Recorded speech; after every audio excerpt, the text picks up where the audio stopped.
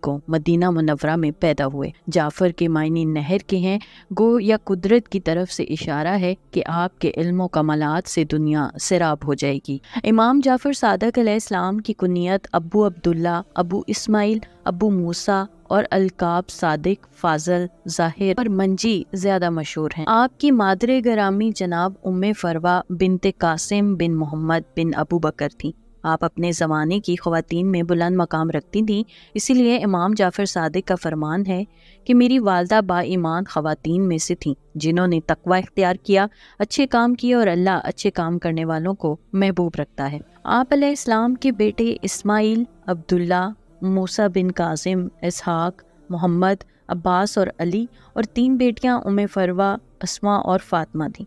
آپ کی 2 ازواج مطہرات میں ایک فاطمہ بنت الحسین امام زین العابدین کی پوتی تھیں۔ روایات کے مطابق فرزند رسول